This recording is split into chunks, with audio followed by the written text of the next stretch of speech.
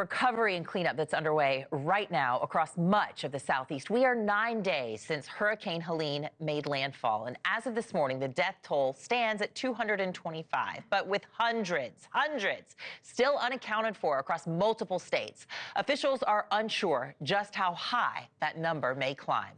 Basic resources are still a problem. There's a shortage of fresh water and food in many towns, basic needs, and getting supplies to those areas is proving to be very challenging. Rugged terrain, hundreds of washed out roadways, and unreliable cell phone service. Pack mules are even being used to help get those basic necessities to areas known to have survivors. And at this moment, nearly 600,000 people remain without power from Georgia to North Carolina. NewsNation's Mills Hayes is live in Asheville, North Carolina. Mills, I want you to walk through this. I know you've got a bit of a delay. It just speaks to the spotty cell phone service and the tough communication the residents are dealing with. What can you tell us today? Hey, Anna, and honestly, the cell service has actually gotten a lot better in the last week. So that goes to show you just how much power is down. But I want to show you this road right here. This once was Swinona River Road. And where I'm standing, I'm going to step down and show you guys. It actually used to be about 20 feet away on the other side of this slab of road, actually covering that water pipe over there.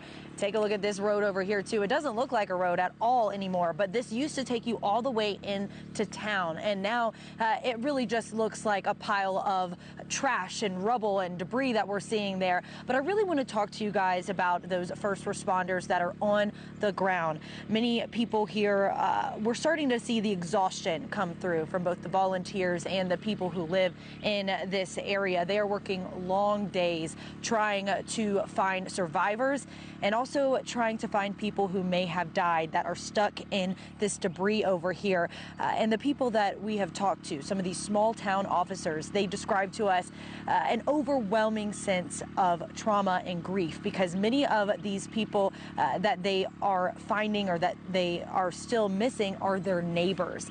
And so we were able to talk to some officers who tell us that it is really getting challenging not to get emotional when they are going out there and doing these search and rescue efforts. We know that these first responders are seeing firsthand how many people have died. Canadian professional wrestler and actor Adam Copeland and his family actually call Asheville home. They're friends with the police department, and WWE superstar and his wife, Beth Phoenix, their daughter, and them also handed out fresh food, something that is hard to come by here to those first responders on the ground. The family has spent the last few days serving hot meals, hoping to lift people's spirits in such a traumatic time. Do you want to show this crane over here? Yesterday I was with the FEMA crews, and they said if you smell something, chances are it could be a body. If my mug can in any way get more eyeballs onto what's happening here, then that's what you use jumping around in tights for, and just to try and get people to realize what's actually going on here.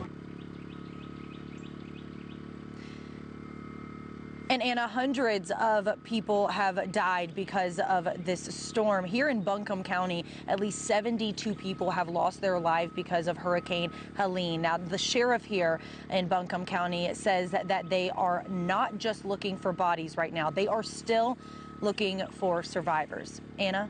Yeah, 9 days. They're running out of hope, but they are holding on as tight as they can. These poor first responders, we really are thinking about them, some of them going home to neighbors that may have lost their lives or going to a home without power. Just a lot of trauma there. Mills Hayes, thank you so much. Thanks for watching. Go to joinnn.com to find News Nation on your television provider. And don't forget to click the red subscribe button below to get more of News Nation's fact-driven, unbiased coverage.